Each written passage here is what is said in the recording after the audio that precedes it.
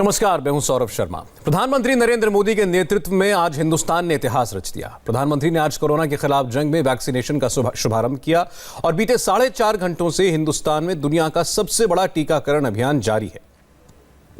प्रधानमंत्री के हाथों हरी झंडी दिखाए जाने के बाद सबसे पहले देश भर के हेल्थ वर्कर्स को वैक्सीन लगाई जा रही है। कोरोना के खिलाफ जंग में सबसे पहले हेल्थ वर्कर्स का वैक्सीनेशन हो रहा है। दरअसल 135 करोड़ हिंदुस्तानियों की तरफ से ये एक किस्म का रिटर्न गिफ्ट है। लेकिन इस सब के बीच भी कुछ लोग ऐसे हैं जो भ्रम और अफवाह फैलाने से बाज नहीं आ रहे। ऐसे में प्रधानमंत्री, स्वास्थ्य मंत्री, तमाम बड़े बड़े डॉक्टर्स और एक्सपर्ट्स ने लोगों से सियासी दुष्प्रचार और अफवाहों से दूर रहने की अपील की है। सदी के सबसे बड़े टीकाकरण अभियान की शुरुआत के मौके पर प्रधानमंत्री ने देशवासियों से किसी भी किस्म के प्रोपेगेंडा या अफवाह के चक्कर में न फंसने की अपील की। उन्होंने कहा कि भारत के वैक्सीन वैज्ञानिक और मेडिकल सिस्टम पूरी दुनिया में बेमिसाल हैं। यह रुतबा भारत ने अपने ट्रैक रिकॉर्ड से हासिल किया है। आज दुनिया भर के 60% बच्चों को भारत में बनने वाले टीके ही लगते हैं। भारत का टीकाकरण अभियान इतना बड़ा है और इसलिए ये अभियान भारत के सामर्थ्य को दिखाता है। और मैं देशवासियों को एक और बात कहना चाहता हूं। हमारे वैज्ञानिक, हमारे एक्सपर्ट्स जब दोनों मेड इन इंडिया वैक्सीन की सुरक्षा और प्रभाव को लेकर आश्वस्त हुए, तभी उन्होंने इसके इमरजेंसी उपयोग की अनुमति दी है। इसलिए देशवासियों को किसी भी तरह के प्रोपेगेंडा, अफवाहें, दुष्प्रचार से बचकर रहना है। भारत के वैक्सीन वैज्ञानिक, हमारा मेडिकल सिस्टम भारत की प्रक्रिया की पूरे विश्व में बहुत विश्वसनीयता है और पहले से है। हमने ये विश्वास अपने ट्रैक रिकॉर्ड से हासिल किया है। मेरे प्यारे देशवासियों, हर हिंदुस्तानी इस बात का गर्व करेगा कि दुनिया भर के करीब 60% बच्चों को जो जीवन रक्षक टीके लगते हैं वो भारत में ही बनते हैं। भारत की सख्त वैज्ञानिक प्रक्रियाओं से ही होकर के गुजरते हैं। भारत के वैज्ञानिकों को और वैक्सीन से जुड़ी हमारी विशेषज्ञता पर दुनिया का ये विश्वास made in India corona vaccine में और मजबूत होने वाला है। इसकी कुछ और खास बातें हैं जो आज मैं देशवासियों को जरूर बताना चाहता हूं। ये भारतीय वैक्सीन विदेशी वैक्सीनों की तुलना में बहुत सस्ती हैं और इनका उपयोग भी उतना ही आसान है। विदेश में तो कुछ वैक्सीन ऐसी हैं जिसकी एक डोज 5,000 रुपया तक में है और जिसे -70 डिग्री तापमान में फ्रीज में रखना होता है। -70 डिग्री। वहीं भारत की वैक्सीन्स ऐसी तकनीक पर बनाई गई हैं जो भारत में बरसों से ट्राइड और टेस्टेड है। ये वैक्सीन स्टोरेज से लेकर ट्रांसपोर्टेशन तक भारतीय स्थितियों और परिस्थितियों के अनुकूल है। यही वैक्सीन अब भारत को कोरोना के खिलाफ लड़ाई में निर्णायक जीत दिलाएगी। दूसरी डोज लगाने के 2 हफ्ते बाद ही आपके शरीर में कोरोना के विरुद्ध जरूरी शक्ति विकसित हो पाएगी। इसलिए टीका लगते ही आप असावधानी बरतने लगें, मास्क निकाल कर रख दें 2 गज की दूरी भूल जाएं, ये सब मत करिएगा। मैं प्रार्थना करता हूं मत करिएगा। और मैं आपको एक और चीज बहुत आग्रह से कहना चाहता हूं। जिस तरह धैर्य के साथ आपने कोरोना का मुकाबला किया, वैसे ही धैर्य अब वैक्सीनेशन के समय भी दिखाना है। साथियों, इतिहास में इस प्रकार का और इतने बड़े स्तर का टीकाकरण अभियान पहले कभी नहीं चलाया गया है। ये अभियान कितना बड़ा है, इसका अंदाज आप सिर्फ पहले चरण से ही लगा सकते हैं। दुनिया के 100 से भी ज्यादा ऐसे देश हैं जिनकी संख्या 3 करोड़ से कम है, और भारत वैक्सीनेशन के अपने पहले चरण में ही 3 करोड़ लोगों का टीकाकरण कर रहा है।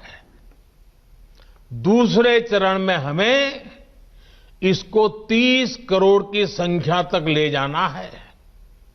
जो बुजुर्ग हैं, जो गंभीर बीमारी से ग्रस्त हैं, उन्हें वो अगले चरण वाले चरण में टीका लगेगा। आप कल्पना कर सकते हैं, 30 करोड़ की आबादी से ऊपर के दुनिया के सिर्फ 3 ही देश हैं, खुद भारत, चीन और अमेरिका। और कोई भी देश ऐसा नहीं है जिनकी आबादी इनसे ज्यादा हो। कोरोना से हमारी लड़ाई आत्मविश्वास और आत्मनिर्भरता की रही है। इस मुश्किल लड़ाई से लड़ने के लिए हम अपने आत्मविश्वास को कमजोर नहीं पड़ने देंगे। ये प्रण हर भारतीय में दिखाई दिया है। संकट कितना ही बड़ा क्यों न हो, देशवासियों ने कभी आत्मविश्वास खोया नहीं। जब भारत में कोरोना पहुंचा, तब देश में कोरोना टेस्टिंग की एक ही लैब थी। हमने अपने सामर्थ्य पर विश्वास रखा और आज 2300 से ज्यादा लैब्स का नेटवर्क हमारे पास है। शुरुआत में हम mask, PPE kit, testing kits, ventilators जैसे जरूरी सामान के लिए भी विदेशों पर निर्भर थे। आज इन सभी सामानों के निर्माण में हम आत्मनिर्भर हो गए हैं और इनका निर्यात भी कर रहे हैं। आत्मविश्वास और आत्मनिर्भरता की इसी ताकत को हमें टीकाकरण के इस दौर में भी सशक्त कर रहा है। और आपको बता दें, देश में अलग अलग वैक्सीनेशन सेंटर्स पर ये टीका लगाने का काम अब भी जारी है। कई राज्यों के मुख्यमंत्री खुद इसकी निगरानी कर रहे हैं। आज एलएनजेपी हॉस्पिटल में दिल्ली के वैक्सीनेशन का जायजा लेने के लिए मुख्यमंत्री अरविंद केजरीवाल पहुंचे। यूपी के बलरामपुर में खुद एक हॉस्पिटल में मुख्यमंत्री योगी आदित्यनाथ थे। विजय रूपानी अहमदाबाद में सिविल हॉस्पिटल में मौजूद थे जब टीका लगाया जा रहा था पहले शख्स को। शिवराज सिंह चौहान मध्य प्रदेश में थे। तो इस तरह इस किस्म से आप देख सकते हैं कि तमाम राज्यों में अलग अलग जगहों पर टीकाकरण अभियान भी चल रहा है, सुपरविजन में चल रहा है। खुद राज्यों के मुख्यमंत्री उसकी देखरेख कर रहे हैं और सब जगह से अभी तक अच्छे समाचार हैं। कहीं से ऐसी कोई जानकारी नहीं आई कि टीकाकरण के अभियान में कहीं कोई रुकावट आई हो या कहीं किसी को कोई तकलीफ हुई हो टीका लगने के बाद। प्रधानमंत्री नरेंद्र मोदी के हाथों सदी के सबसे बड़े टीकाकरण अभियान के आगाज के बाद देश में तमाम मुख्यमंत्रियों ने मोर्चा संभाल रखा है। इस वक्त हमारे साथ बात करने के लिए गुजरात के मुख्यमंत्री विजय रूपानी जी हैं। मुख्यमंत्री जी, आपका बहुत बहुत स्वागत है इंडिया टीवी पर। अभी तक हमने आपकी तस्वीर देखी, आप खुद हॉस्पिटल में मौजूद थे जब पहला टीका वहां लगा। आपका अनुभव कैसा रहा और क्या रिपोर्ट्स मिल रही हैं अभी तक आपको राज्य भर से?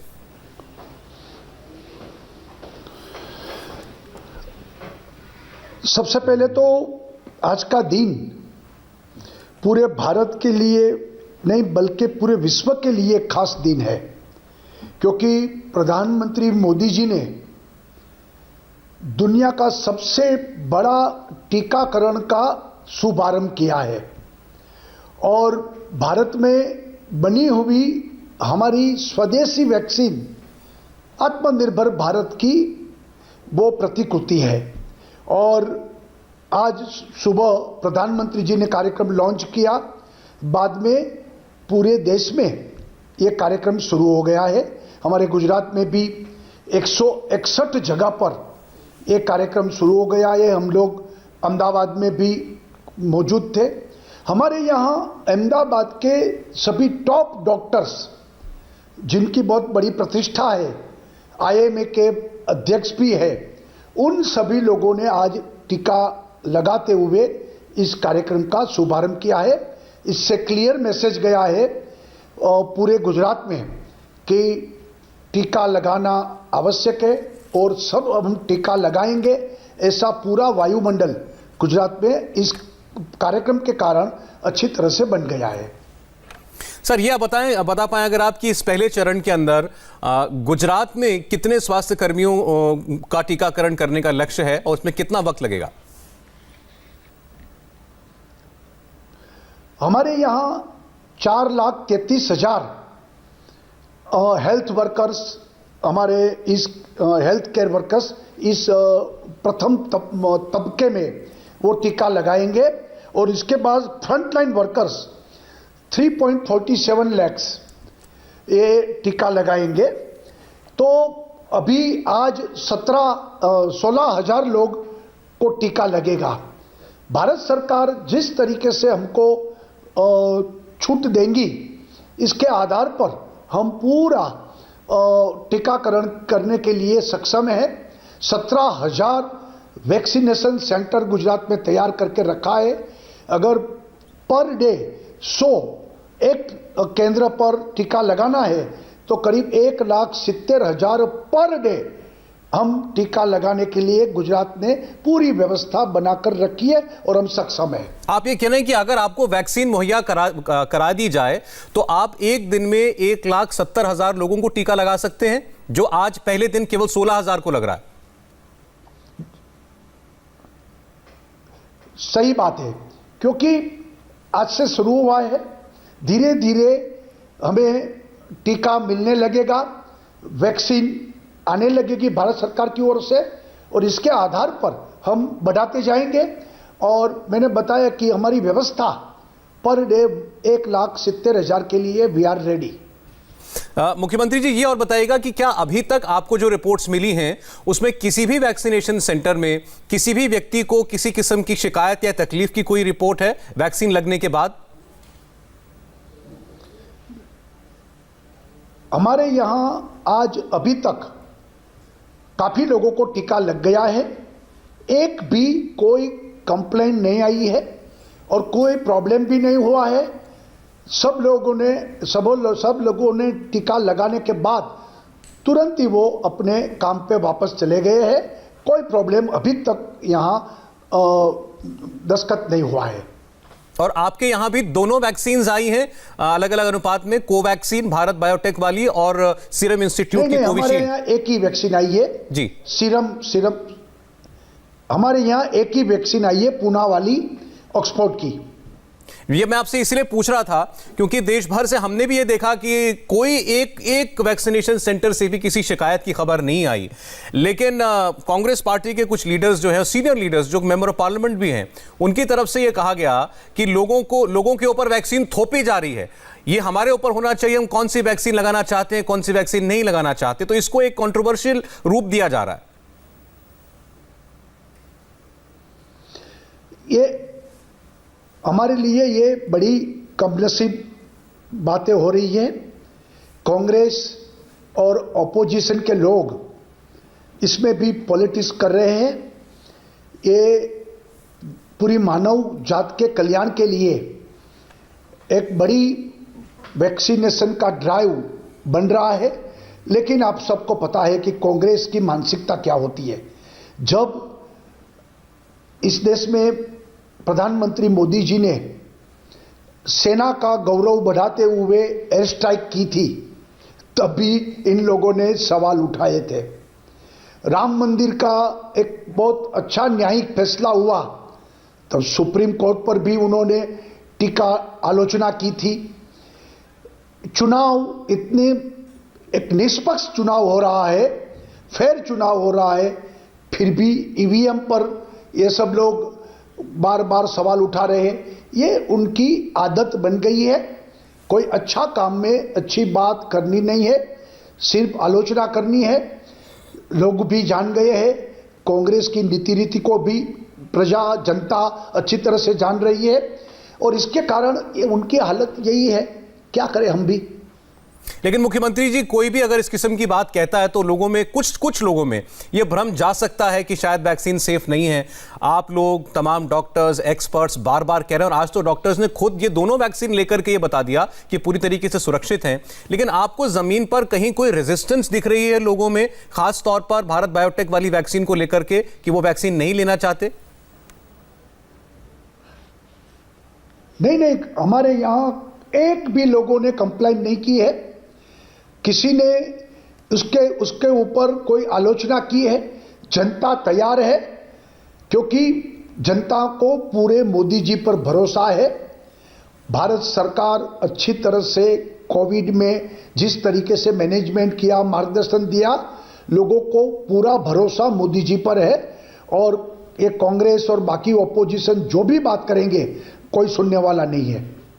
सर, आपके मुताबिक आपने प्रदेश का अनुभव देखते हुए कितना वक्त लग सकता है आपके राज्य में ये पूरा इम्यूनाइजेशन प्रोग्राम, पूरा वैक्सीनेशन प्रोग्राम खत्म करने में? एक्चुअली भारत सरकार जितने वैक्सीन हमको देंगे, हमारी व्यवस्था हमने काफ़ी अच्छी तरह से बनाकर रखी है। ऑनलाइन पोर्टल में सब डेटा डाल भी दिया है, सभी को ट्रेनिंग भी दिया है, 17,000 केंद्र भी बनाकर रखा है। जब जब वैक्सीन आती जाएगी और तुरंत ही हम लगाते जाएंगे, कोई प्रॉब्लम नहीं होगा। फिर भी मुझे लगता है कि ये दोनों जो सेक्टर है, हेल्थ केयर वर्कर्स और कोरोना फ्रंटलाइन वॉरियर्स का वर्कर्स, उसमें मुझे लगता है कि 1 महीना लगेगा, और दूसरा डोज उसके बाद होगा। सर, मुझे यकीन है आपसे भी लोग पूछते होंगे कि उनका नंबर कब आएगा वैक्सीन का, उनको दवाई कब मिलेगी। मैं आम लोगों की बात कर रहा हूं। बहुत से लोग सोच रहे हैं कि वो अपना रजिस्ट्रेशन कहां जाकर के कराएंगे। जैसे अभी तो एक प्रीफेड डेटा दिया गया है सरकारों को, एक आम जन तक दवा कैसे पहुंचेगी? देखिए, आम जनता के लिए, यानी कि 50 साल के बड़ी उम्र के लोग के लिए हमने गुजरात में घर घर जाकर पूरा सर्वे करते हुए सबका रजिस्ट्रेशन कर दिया है, और पूरे गुजरात में हमारा डेटा तैयार है। ये फर्स्ट फेज सेकंड फेज खत्म हो जाने के बाद उसकी भी बारी आएगी। लोगों को पूरा भरोसा है, लोगों को पता है कि हमारी बारी थर्ड स्टेज में आएगी। इसके लिए वो सब लोग शांति से बैठे हैं। फर्स्ट स्टेज और सेकंड स्टेज, वो हेल्थ केयर वर्कर्स और कोरोना वॉरियर्स, वो खत्म होने के बाद तीसरा स्टेज चालू होगा। लोगों में पूरी विश्वास है कि उनकी बारी उसके बाद आएगी। सर, प्रधानमंत्री ने ये तो स्पष्ट कर दिया था कि ये जो पहले 3 करोड़ लोग हैं, यानी कि हेल्थ केयर वर्कर्स और फ्रंटलाइन वर्कर्स, उनको जो टीका लग रहा है उसकी सारी जिम्मेदारी केंद्र सरकार लेगी। तो इससे ये लगा कि आगे आने वाले लोगों को जो टीका मिलेगा उसमें या तो लोगों को खुद कुछ उनको पैसे देने पड़ेंगे, या फिर राज्य सरकारें जो हैं वो पैसे देंगी। आपने इस बारे में क्या सोचा है अपने राज्य में? क्या आप पूरे प्रदेश की जनता को सरकार की तरफ से मुफ्त में टीका लगाएंगे? देखिए, अभी तक हमने कुछ सोचा नहीं है, क्योंकि भारत के प्रधानमंत्री जी ने पूरी व्यवस्था अपने अच्छी तरह से बागडोर संभाली है। वहाँ से जो सूचना मिलेगी उसके आधार पर राज्य में हम फैसला लेंगे, डिसीजन लेंगे। अभी तो कोई आवश्यकता नहीं है। अभी जो कुछ हो रहा है वो पहले हम निपटाएंगे। सर, आम आंकड़ा है कि गुजरात की जनसंख्या 6 करोड़ के करीब है, लेकिन देश में विशेषज्ञों ने यह कहा है हमेशा कि एक व्यक्ति को टीका लगाने की जरूरत नहीं पड़ेगी, उससे कम में हम ये एक हर्ड इम्यूनिटी मेंटेन कर लेंगे। आपके यहाँ कितने अनुपात में, कितने प्रतिशत तक जनता को टीका लगाने का लक्ष्य है? देखिए, हमारे यहाँ जो रजिस्ट्रेशन हुआ है, 50 साल के ऊपर के लोग, 50 साल के नीचे जिसको कोमोर्बिडिटी है, जो गंभीर बीमारी से पीड़ित है, ऐसे टोटल करें तो करीबन 4 करोड़ के आसपास लोग होंगे। तो इसके लिए हमने अभी तक रजिस्ट्रेशन पूरा किया है, सब डेटा तैयार करके रखा है। बहुत बहुत शुक्रिया मुख्यमंत्री जी, विजय रूपाणी जी। 4 करोड़ लोगों को का रजिस्ट्रेशन कर लेना अपने आप में ये भी बड़ी बात है, ये भी बड़ा चैलेंज होता है। आप समझें कितना बड़ा तंत्र चल रहा है, और ये सिर्फ गुजरात की बात नहीं है, पूरे देश में ये काम चल रहा है। शुभकामनाएं आपको, और आगे आने वाले वक्त के लिए आपका काम जो आपने सोचा है उस रफ्तार से चले, बल्कि और रफ्तार पकड़े। शुभकामनाएं आपको। एक्चुअली इंडिया टीवी को भी बहुत बहुत धन्यवाद देता हूं कि कोरोना के पहले दिन से, जब से कोरोना शुरू हुआ है, तब से आपके टीवी ने योग के माध्यम से लोगों को इम्यूनिटी सिस्टम को बढ़ाने के लिए काम किया है। इसके लिए आपको मैं बहुत बहुत पूरी टीम को, रजत शर्मा से लेकर आप सबको बहुत बहुत धन्यवाद देता हूं। बहुत बहुत शुक्रिया विजय रूपाणी जी आपका। और हमें एक छोटे से ब्रेक के लिए यहां पर रुकना पड़ेगा। ब्रेक के बाद देखिए इंडिया टीवी का पॉलिटिकल सटायर फकीर आजम। इस कार्यक्रम के